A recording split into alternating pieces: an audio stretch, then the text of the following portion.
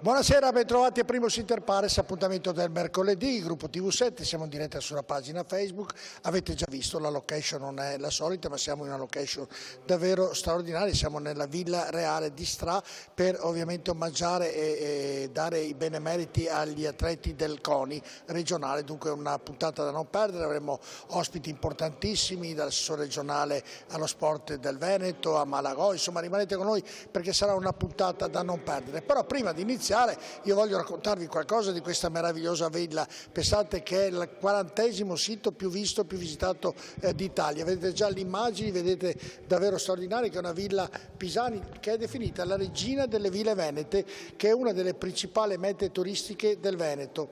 È situata, per chi non lo sapesse, lungo la riviera del Benta, ha ospitato nelle sue stanze dogi, re, imperatori e oggi è un museo nazionale che conserva arredi e opere d'arte del Settecento e dell'Ottocento. Venne costruita, pensate, nel 1721 e venne terminata nel 1756, 35 anni più o meno per completare questa straordinaria opera.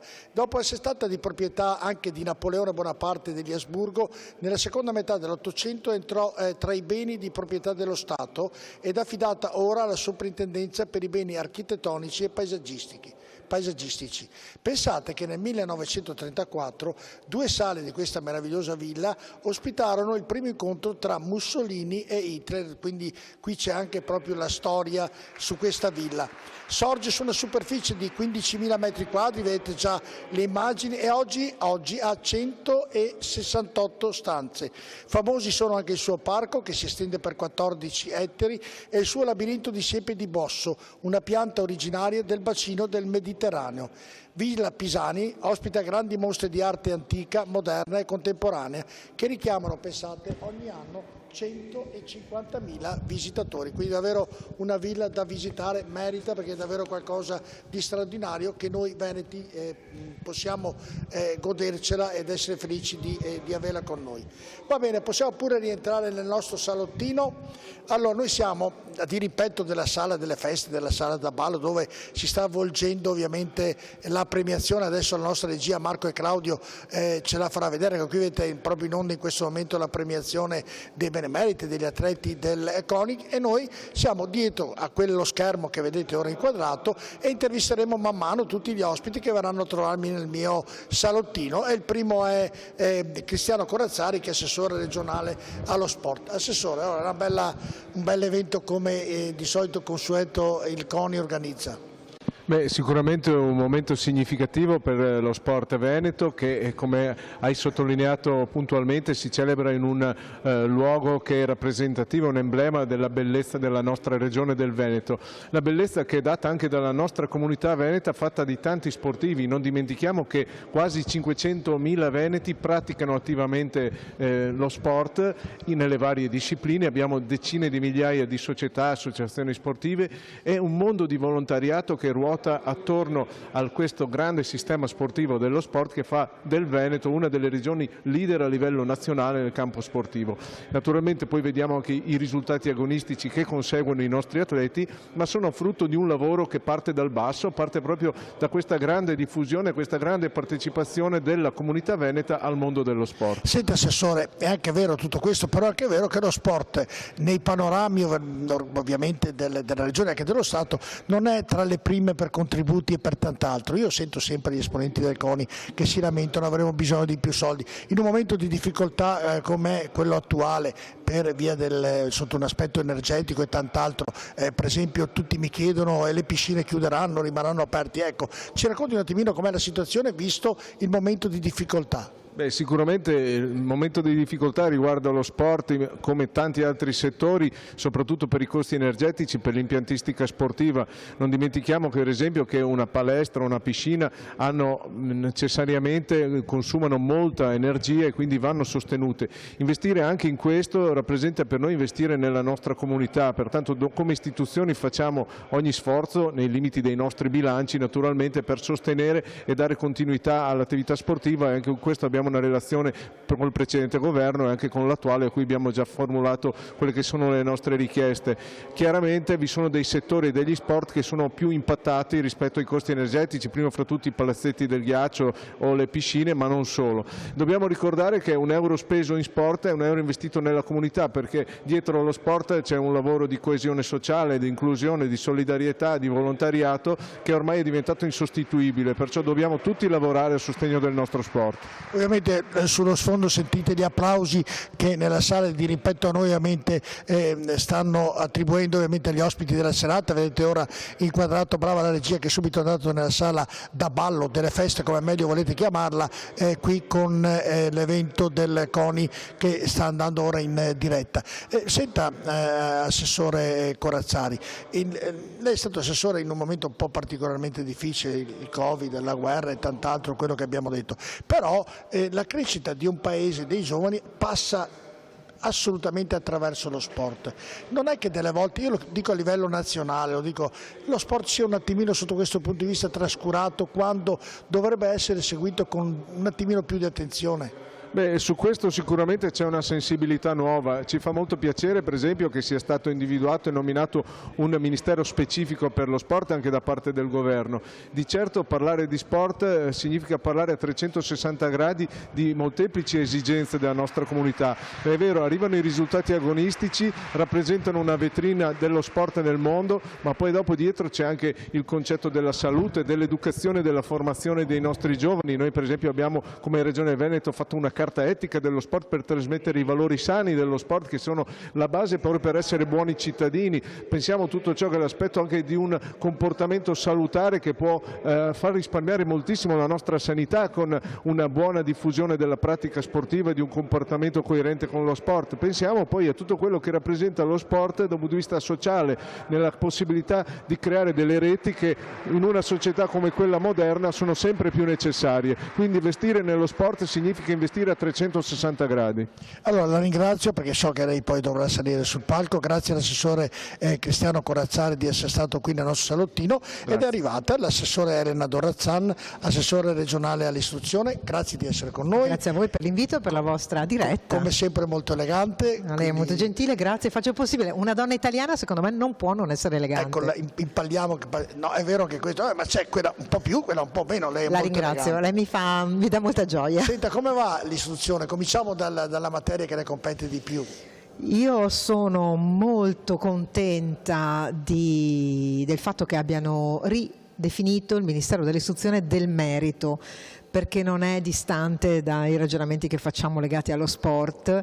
Mettere al centro il merito e la meritocrazia è un modo per dire quali sono i valori a cui facciamo riferimento. La nostra istruzione ha subito come tutti, come tutta la società italiana, nella parte più fragile, cioè i ragazzi nella loro fase adolescenziale, preadolescenziale, dei più piccolini durante la pandemia, un grosso tema che era quello dell'isolamento, e oggi credo che la via per uscire sia quella di mettere il merito e la valutazione, ma anche tutte le capacità di relazioni che in particolare lo sport può dare. Adesso devo chiedere, magari non è la sede opportuna, però tantissime domande le devo fare, magari sforiamo un attimino. La prima, immaginava che il suo partito avesse questo consenso così straordinario? Sì, non così alto, mi permetterà di dire che la percentuale dell'oltre il 30% è veramente straordinaria, però sentivo attorno a me, attorno a noi, un clima del tutto favorevole.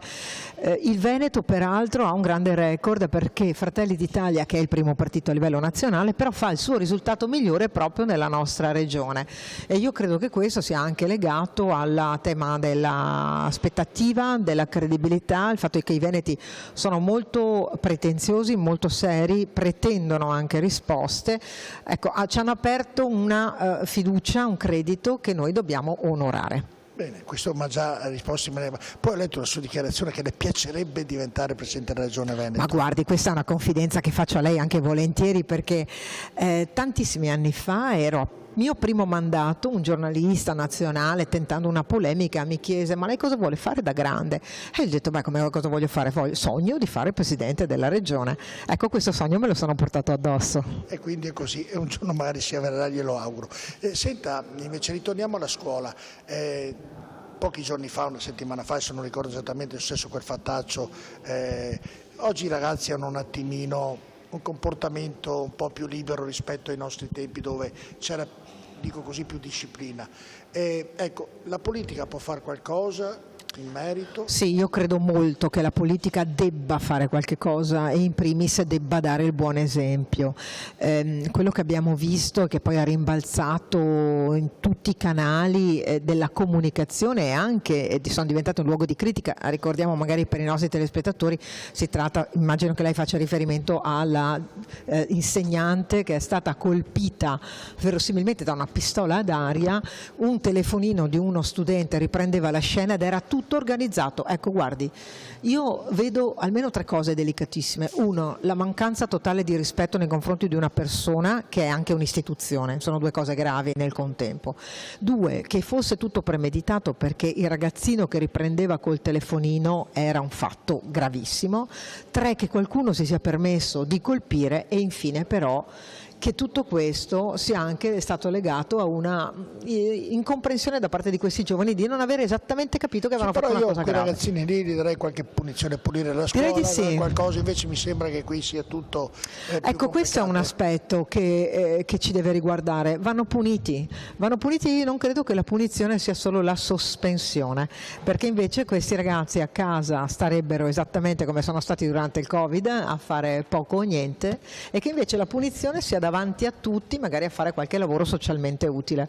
Ecco, l'ultima la faccio in merito a questo evento organizzato dal CONI per premiare tutti gli atleti benemeriti di queste delle attività sportive, come sempre un bel evento con persone importanti, insomma è uno sport che è giusto premiarlo. Lo sport è una forma di educazione e noi l'abbiamo inserito come Regione del Veneto, prima regione d'Italia ad aver inserito nel calendario scolastico le giornate dello sport a scuola, proprio perché riteniamo che abbia un grande valore educativo per tutte le cose che ha detto anche il collega Corazzari prima, la forma mentis, l'attività fisica, la prevenzione, i corretti stili di vita, ma anche la capacità di competere, il rispetto delle regole, il fatto che si debba vincere nel rispetto dell'avversario e nel rispetto delle regole. Questo ha una forte valenza educativa, oltre ad avere un valore, e il Veneto ha investito molto in queste giornate dello sport, tanto che anche questo momento di uscita dal Covid e di ripresa delle relazioni poggia molto sullo sport. Concludo, le piace essere chiamata assessora o assessore? Io da sempre sono chiamata assessore e ho corretto diciamo, prima del Presidente Meloni il fatto che qualcuno mi attribuisse una declinazione al femminile, perché il mio è un ruolo, che poi io sia una donna, spero come lei l'ha detto, si veda. Ovviamente la mia era una provocazione. Giusto. Grazie assessore Donazzan, grazie a voi, grazie a lei. Ci ha raggiunto Matteo, scusatemi con tutti i biglietti, Matteo Celebron, vice sindaco e assessore allo sport di Vicenza. Buonasera, Lo sa da dove a tutti. inizio da lei? Questa meravigliosa villa, poi andiamo un attimino Marco e Claudio, saluto anche Dennis che mi sta dando ovviamente un grande contributo per realizzare questa trasmissione, e nella sala vedere cosa sta succedendo un attimino. Vedete, ci sono in essere le premiazioni del CONI per i benemeriti, il CONI Veneto praticamente premia gli atleti, eccolo là il titolo. Allora lo sai Dennis cosa chiedo all'assessore, assessore allo sport di Vicenza, ma il Vicenza lo sta andando molto bene? Calcisticamente diciamo stiamo un po' pagando, è una provocazione, pagando l'inizio del campionato, ma io sono un ultras, non un semplice tifoso, e quindi chiaramente speriamo che si riprenda, ne abbiamo bisogno sia per la storia della squadra ma anche per la città. Era una battuta iniziale, perché tra i padovani e i vicentini, anche se i vicentini dicono che il loro anche derby, se il nostro vero derby è con il Verona, ogni volta aspettiamo in Serie B il prossimo puntualmente anno. Quando viene il mio amico Piraldo del Carbonare in trasmissione me lo dice sempre, il Verona non il Padova. Io invece l'ho provocato scherzosamente. Senta assessore, com'è la situazione a Vicenza per quanto riguarda lo sport? Io questa domanda poi la ripeterò a tutti in un momento particolarmente difficile sotto l'aspetto dell'energia, e la cosa che preoccupano moltissime, e ci arrivano messaggi in televisione e richieste: chiuderanno le piscine anche a Vicenza, rimarranno aperte le piscine nel periodo invernale? Comincio da qui perché praticamente è l'ambiente più costoso. Sì, il tema delle piscine è il vero problema dello sport, perché sono impianti energivori. Quando si parla di aziende industriali energivore nel mondo dello sport, la piscina è un impianto energivoro. Io mi auguro che a livello nazionale ci siano delle risorse e soprattutto delle risposte, perché è chiaro che i comuni da soli non possono fare fronte a costi che stanno triplicando, e una piscina che deve essere riscaldata, soprattutto se pensiamo a impianti degli anni 90 che erano stati progettati con logiche evidentemente non così ecosostenibili come lo sono i nuovi impianti, soffrono molto. Quindi stiamo affrontando il tema delle piscine. È molto importante anche l'attività di base che viene fatta all'interno delle palestre. Io devo dire che come Comune di Vicenza la stragrande maggioranza delle bollette è intestata già oggi al Comune, non per questo c'è disattenzione, anzi preghiamo le società sportive chiaramente di fare attenzione a queste cose, perché poi sono i soldi della collettività. Va dato sostegno però allo sport, perché con il Covid lo sport ha già pagato veramente un prezzo molto alto, e lo si diceva poc'anzi nell'intervento del Presidente del CONI Malagò, ed è un valore sociale, un valore educativo che non deve essere disperso, e quindi dopo il Covid non possiamo pagare anche il caro bolletta. No, è tutto giusto, Assessore, però ovviamente la preoccupazione di molti genitori, di molte famiglie dove ovviamente hanno i propri bimbi piccoli, e da lì inizia anche un'educazione motoria importante, avere questa possibilità che le piscine quantomeno rimangano o in un modo o nell'altro aperto. E per quanto riguarda tutte le altre attività sportive a Vicenza, com'è la situazione? Ma Vicenza si sta dotando di un piano strategico dello sport, è un percorso che abbiamo iniziato prima del Covid, abbiamo interrotto purtroppo perché c'era la necessità appunto di incontrare le associazioni sportive. Devo dire che abbiamo fatto un grande lavoro, era un documento, un libro bianco all'inizio che abbiamo scritto insieme alle associazioni sportive, e vuole essere il solco per i prossimi anni, sia degli investimenti infrastrutturali, ma soprattutto, lo si diceva proprio adesso, degli investimenti perché i bambini e le bambine di oggi saranno gli uomini e le donne del domani. Noi abbiamo il compito di formarli, e quindi da questo punto di vista il ruolo dello sport è assolutamente fondamentale. Concludo questa chiacchierata, Assessore, in un commento di questa meravigliosa serata del CONI, dove ovviamente ogni anno il Presidente organizza questa manifestazione per premiare gli atleti, benemeriti atleti, un CONI che ovviamente è la base portante di tutto lo sport. Sì, il CONI è la base portante, e l'essere qui questa sera in una villa fantastica è la sintesi un po' del nostro Veneto, il Veneto che dal punto di vista sportivo investe molto, soprattutto le amministrazioni comunali anche grazie al CONI, e soprattutto lo sport, parlare dello sport anche attraverso la cultura. Siamo in una villa fantastica, e quindi noi a Vicenza, che siamo città del Palladio, spesso riusciamo a mettere insieme queste due tematiche che devono andare di pari passo, perché lo dicevamo prima, lo sport è cultura e viceversa, e quindi grazie al CONI per questa bellissima occasione, e anche grazie per rendere merito, con le stelle al merito, appunto a chi si è impegnato in questi anni molto difficili. Grazie Matteo Celebron, Vice Sindaco e Assessore allo Sport del Comune di Vicenza. Grazie a voi, buona serata. Grazie. Ci ha raggiunto un amico, un olimpionico, uno che allo sport ha dato tantissimo e ha ricevuto anche tanto, perché ovviamente è Marco Marin. Marco, a tutti do del lei nella mia trasmissione, devo dare del lei o ti do del tu? Del tu, Gio. Del tu. Allora, come va Marco? Tutto molto bene, grazie. Politicamente non ti vedo Ho rinunciato a candidarmi dopo 2 legislature. Per quale motivo? La mia curiosità, non perché ho preferito di stare un po' a casa. Ho preferito stare a Padova, tornare a casa, e quindi... Non è stata una scelta un po' polemica?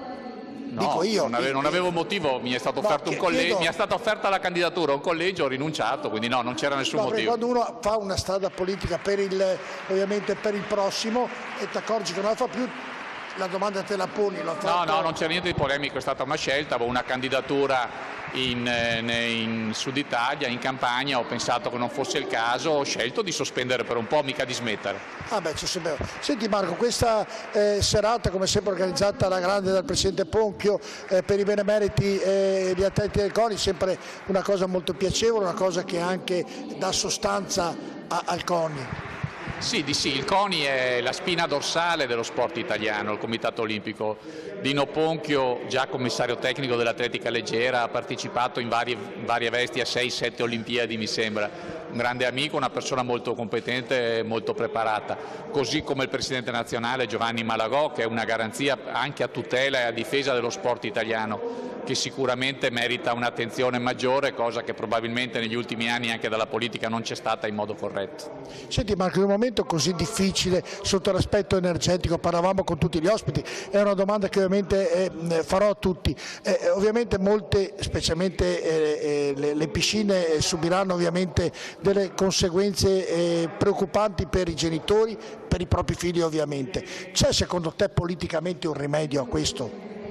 Lo sport italiano è un modello che è invidiato in tutto il mondo, vive di volontariato, il più grande mondo del volontariato che c'è nel nostro paese. Basta pensare a società sportive dilettantistiche di cui parlavi tu, che vivono grazie agli aiuti degli appassionati, dei genitori, degli ex atleti, di tutte le persone che vivono intorno al mondo e che decidono di aiutarlo. Questa crisi economica che colpisce le famiglie e le imprese inevitabilmente si riflette anche sullo sport ed è qui che lo Stato dovrebbe intervenire con aiuti concreti, rapidi, veloci. La riforma del mondo del lavoro sportivo appena entrata in essere, diciamo, negli ultimi giorni della scorsa legislatura è stata un errore, nel senso è giusto farla ma va fatta nei tempi e nei modi corretti, devi aiutare le società sportive che sennò vengono messe in ginocchio. Se non ci sono le società sportive dilettantistiche che sono insieme alle federazioni e quindi al CONI la spina dorsale dello sport italiano, tutto va in crisi. Credo che sia arrivato il momento di dare degli aiuti concreti, mi auguro che il nuovo governo lo farà. Tentare di politicizzare il mondo dello sport è sempre sbagliato, il mondo dello sport è trasversale, ce ne sono di tutti i colori politici, lo sport va aiutato per quello che fa. Lo sport italiano va aiutato perché è vincente ed è la punta dell'iceberg, ma per tutto il sommerso che c'è sotto. Io per vincere le Olimpiadi ho trovato una società sportiva che mi ha cresciuto. Ah beh, sicuramente e questo sì. Vale, era la famosa Polisportiva Petrarca, come tu conosci bene essendo della città del Santo di Padova, con i gesuiti. È un mondo positivo che va sostenuto e aiutato. Oggi più che mai ce n'è bisogno. Vedremo cosa farà questo governo. Ecco, io proprio sul tuo ragionamento, che concordo ovviamente, ho sempre molte perplessità perché la vita e la storia dice che non è mai stato fatto come dovrebbe essere fatto. E porto un esempio, poi la stessa domanda gliela farò anche a Malagò. L'Italia, dove lo sport più popolare è il calcio, non ha uno stadio adeguato della nazionale per il calcio, quindi vuol dire che sono stati sperperati dei denari in maniera, dico male, dico così tanto per dire Marco. Giovanni Malagò, insieme a me, il Presidente del CONI Malagò, ha fatto molte battaglie. Ci siamo trovati in questi anni, io in Parlamento e lui la Presidenza del CONI, sempre dalla stessa parte della barricata. Non contro qualcuno, ma per qualcosa e per qualcuno. Quel qualcuno era lo sport italiano. Credo che Giovanni sia la persona oggi più autorevole per continuare tutte le battaglie che abbiamo fatto insieme, a partire dalla riforma dello sport, dove la politica voleva impossessarsi dello sport. Ed è sbagliato, lo dicevo prima, lo sport è trasversale e deve essere libero. Tante volte ha supplito alle deficienze dello Stato italiano. Penso al mondo della scuola dove lo sport non riesce a entrare. Era mia la proposta di legge, l'ho fatta approvare alla Camera all'unanimità, di rimettere gli insegnanti laureati in scienze motorie nelle scuole primarie, perché i ragazzini imparano e cominciano da lì. Il CONI ha supplito alle manchevolezze dello Stato. È partita una riforma dello sport, siamo riusciti a correggerla laddove possibile. E sappiamo che c'è un Dipartimento dello Sport e c'è uno Sport e Salute, troppi, sembrano dei doppioni, ovviamente questa volta c'è un ministro, di solito c'era un sottosegretario, l'importante è essere competenti, sapere quello che si fa. Il mondo dello sport non si compra, il mondo dello sport bisogna conoscerlo. In questo senso, avere in fianco un Comitato Olimpico Nazionale Italiano, nella persona del Presidente, ma lo vediamo anche qua in Veneto con Dino Ponchio, lo vediamo con tutti gli appassionati, competente deve essere un aiuto, non deve far paura. L'impressione che ho avuto io frequentando il Parlamento è che tante volte la politica avesse paura di quello che fa lo sport italiano a partire dal CONI, ma non lo fa per potere, lo fa perché è il mondo del volontariato, è il nostro mondo che noi vogliamo sostenere. Mi auguro che il governo lo farà questa volta, se non lo farà neanche questa volta ci faremo sentire. Grazie Marco Marino, andiamo in pubblicità.